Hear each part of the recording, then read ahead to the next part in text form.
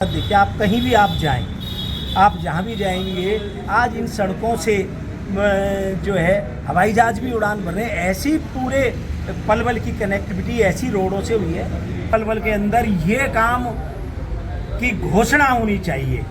मैं उस काम की घोषणा करवाने का अपनी तरफ से बिल्कुल आपको बताता हूँ, बताने की उसको मैं करवाऊँगा। बताइए कौन। अब ये हमारी 31 रोड हमारी उनकी लिस्ट में आपके पास भेजूंगा और आप अपने चैनल के माध्यम से उन 31 की 31 रोडों की चर्चा करेंगे।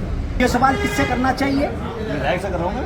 नहीं, ये किससे सवाल नहीं, उन्होंने आपको ज्ञापन भी दिया है। गानी जी बहुत बहुत धन्यवाद। आप नहीं सुधरोगे, आप नहीं सुधरोगे, आप नहीं सुधरोगे।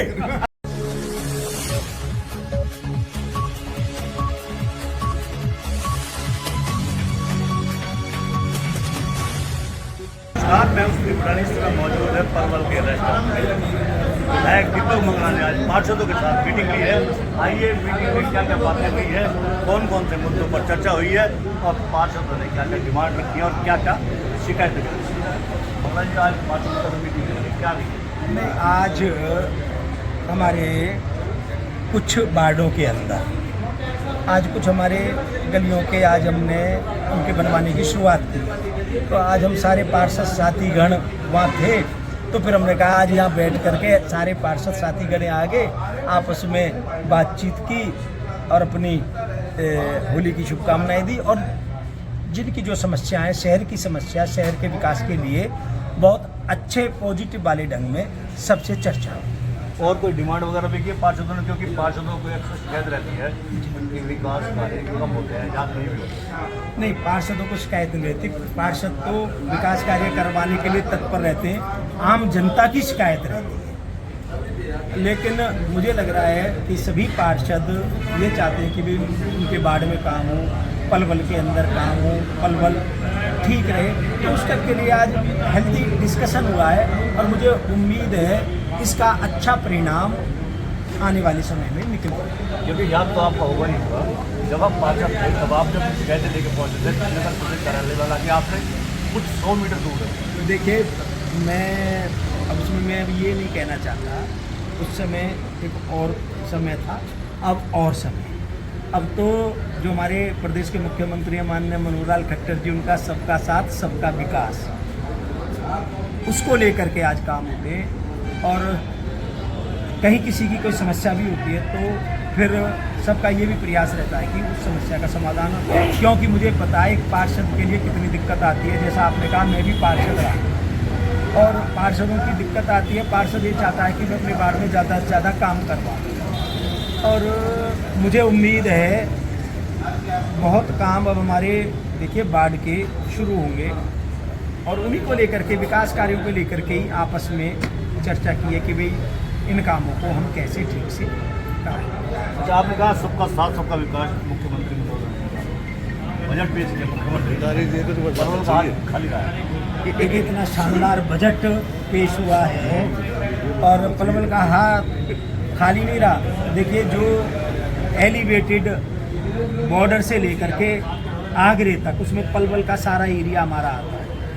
एक हमारे यहाँ कृषि के लिए पोलिकल पलवल में लगाने के लिए एक मुख्यमंत्री ने इसी बजट सत्र में घोषणा की है।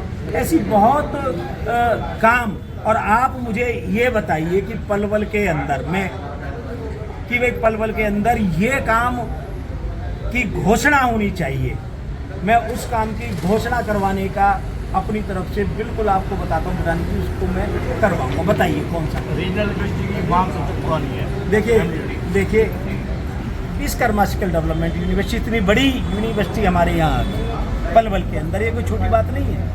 पहले यूनिवर्सिटी आती थी तो केवल वहाँ आती थी जहाँ मुख्यमंत्री, जहाँ के मुख्यमंत्री। रीजनल की बात कर रहा हूँ जिसमें स्टूडेंट को रोहतक ना जाना पड़े, कहीं और ना जाना पड़े, पलवल डिस्ट्रिक्ट में काम हो जाए। देखिए, अभी हमारे यहाँ विश्वकर्मा स्किल डेवलपमेंट यूनिवर्सिटी है।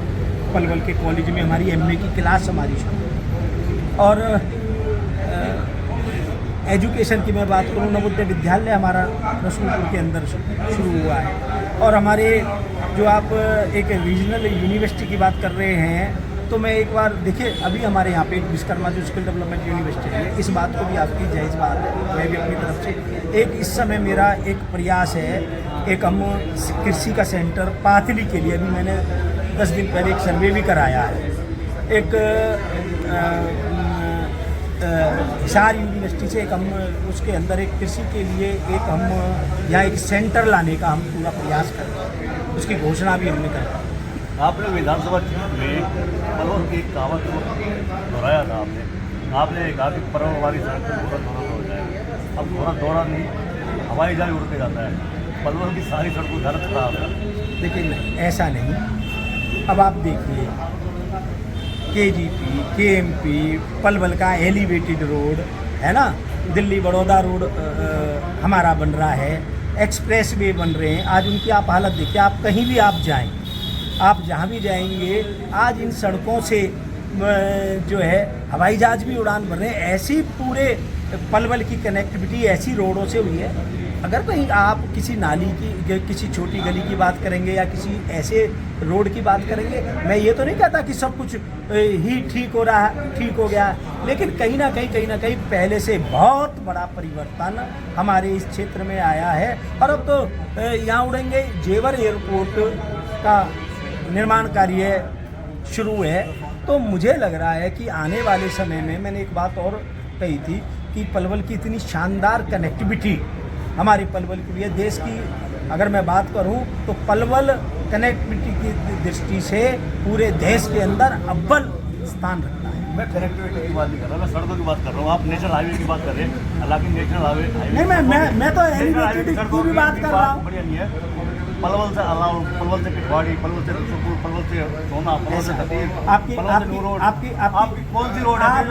आपकी जानकारी को मैं बता दूं, ये रोड के जो काम होते हैं ना, ये रोड के काम सर्दियों में कोई तारकोल का काम नहीं है। अब ये हमारी 31 रोड, हमारी उनकी लिस्ट में आपके पास भेजूंगा और आप अपने चैनल के माध्यम से उन 31 की 31 रोडों की चर्चा करेंगे। अब ये हमारी 31 रोड, हमारी उनकी लिस्ट में आपके पास भेजूंगा और आप अपने चैनल के माध्यम से उन 31 की 31 रोडों की चर्चा करेंगे।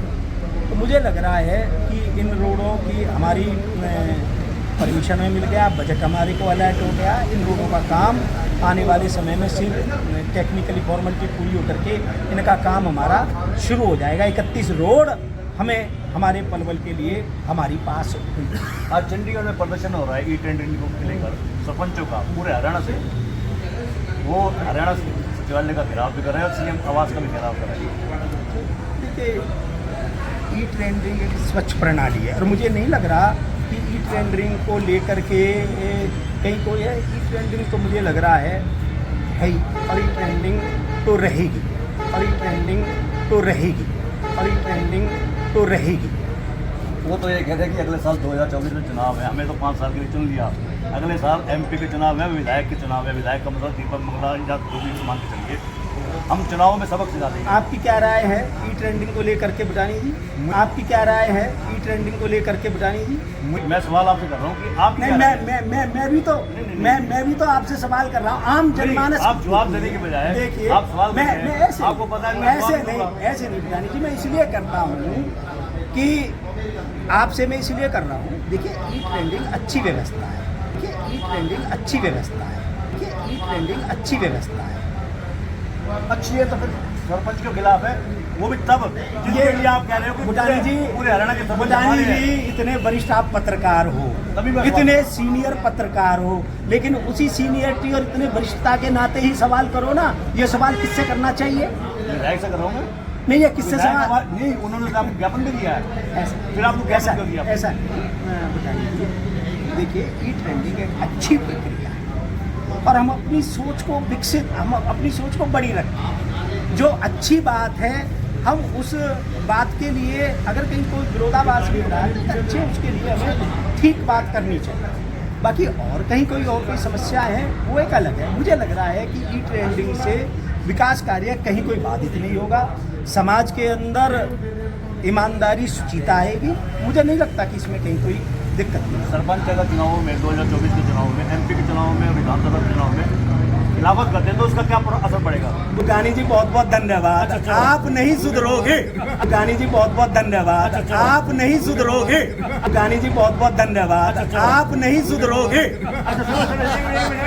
एक मिनट विधायक जी, मेरा सवाल आपसे अपना नहीं है, मेरा सवाल है कि आप जनता क्या चाहते